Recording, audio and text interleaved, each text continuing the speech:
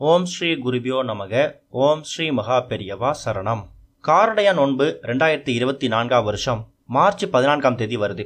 அன்னைக்கு தினம் என்ன செய்யணும், எப்படி விரதம் இருக்கணும், எப்படி வழிபாடு பண்ணணும், என்ன விதமான நைவேத்தியம் செய்யணும், இது மாதிரி பல விஷயங்களை இந்த பதிவில் பார்க்க போகிறோம். ஒரு வருடமும் மாசி மாதம் முடிஞ்சு பங்குனி ஆரம்பிக்கக்கூடிய அந்த ஒரு நாளை தான் நம்ம காரடைய நோன்பா எடுத்துக்கிறோம். காரடைய நோன்பு அப்படிங்கிறது சத்யவான் சாவித்திரி இவங்களோட கதை தான். அதாவது கணவர் சத்யவான் மேலே சாவித்திரி எந்த அளவுக்கு பாசம் வச்சுருக்காங்க அப்படிங்கிற உணர்த்துற விதமாக திருமணமான பெண்கள் அவங்களோட கணவரோட ஆயுள் அதிகரிக்கணும் அப்படிங்கிறதுக்காகவும், திருமணமாகாத பெண்கள் நல்ல திருமணவரன் அமையணும் அப்படிங்கிறதுக்காகவும் எடுக்கக்கூடிய ஒரு அற்புதமான விரதம் தான் இந்த காரடைய நோன்பு. சத்யவான் சாவித்திரி இந்த கதை பல பேருக்கு தெரிஞ்சிருக்கும். தெரியாதவங்களுக்காக இந்த கதை. யமனோட பாச கையில் மாட்டிட்டு இருக்கக்கூடிய தன்னோட கணவர் சத்யவானை மீட்கிறதுக்காக யமலோக வாசல் வரைக்கும் போய் சாவித்திரி பல வரங்களை பெற்று அதில் ஒரு வரம் மூலயமா தன்னோட கணவரை உயிரோட மீட்டு கொண்டு வராங்க. இதுக்கு அவங்க வணங்கின தெய்வம் கௌரி தேவி, காமாட்சி அம்மன். அதனால அன்னைக்கு தினம் சுமங்கலி பெண்கள் காமாட்சி அம்பாளை வழிபடுறது ரொம்ப ரொம்ப சிறப்பு. அந்த வகையில் மார்ச் 14ஆம் தேதி காரடைய நோன்பு அப்படிங்கிறது காலையில் 6:40 மணிக்கு தான் விரதம் ஆரம்பிக்குது. விரதம் முடியக்கூடிய நேரம் மதியம் 12:48. கிட்டத்தட்ட ஒரு 6 மணி நேரம் இந்த விரதம் இருக்கு. காலையிலிருந்து சாப்பிடாம திருமணமான பெண்கள் விரதம் இருக்கலாம். சாப்பிடாம விரதம் இருக்க முடியாதவங்க பாலும் பழம் மட்டும் எடுத்து கூட விரதம் இருக்கலாம். அது எந்த தவறும் கிடையாது. சரியா அந்த விரதம் முடிய போறதுக்கு கொஞ்ச நேரத்துக்கு முன்னாடி நீங்க உங்க வீட்டோட பூஜையில விளக்கேற்றி வச்சு ஒரு இலை ஒன்று போட்டுருங்க.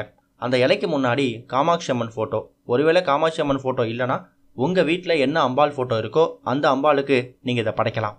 இதுக்காக நீங்க ஒரு தாம்பூலம் ரெடி பண்ணணும். மஞ்சள் குங்குமம், வெற்றிலை பாக்கு, முடிஞ்சா ரவிக்கை துணி. சுமங்கலி பெண்கள் சுமங்கலி விரதத்துக்கு என்னென்ன வரிசை வைப்பாங்களோ அது ஒரு தாம்பூலம் மாதிரி ரெடி பண்ணிக்கோங்க. அன்னைக்கு தினம் திருமணமான பெண்கள் தாலி சரடும் மாற்றிக்கலாம். அதே மாதிரி நோன்பு கயிறும் கட்டணும். அந்த நோன்பு கயிறையும் நீங்கள் ரெடி பண்ணணும்.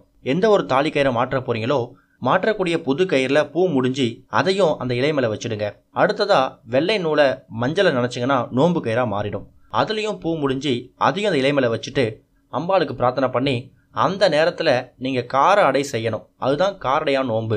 அரிசியையும் காராமணி பயிரையும் சேர்ந்து செய்யக்கூடிய ஒரு அற்புதமான நைவேத்தியம் அது. அதை எப்படி செய்யணும் அப்படிங்கிற மாதிரி பல பதிவுகள் யூடியூப்பில் அவைலபிளாக இருக்குது. அங்கே பார்த்து செக் பண்ணிக்கோங்க. கார அடை, வெள்ளடை செய்வாங்க.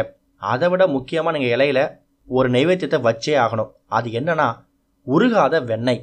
ஏற்கனவே இருக்கக்கூடிய வெண்ணெய் இல்லாமல் கடையில் ஃப்ரெஷ்ஷாக வாங்கிட்டு உருகாத வெண்ணெயை குறைஞ்சது 1 ஸ்பூன் வச்சா கூட போதும். அந்த இலையில நீங்கள் நைவேத்தியமாக வைக்கணும். சரியாக ஒரு 12:38, 12:40 இந்த மாதிரி நேரத்தில் தாலி சரடு மாற்றிக்கிறவங்களும் தாலி சரடு மாற்றிக்கலாம். அந்த நோன்பு கயிறையும் எடுத்து கழுத்தில் கட்டிக்கலாம்.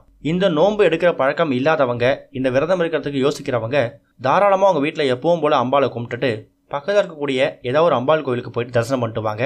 அதுவும் சிறப்பு தான்.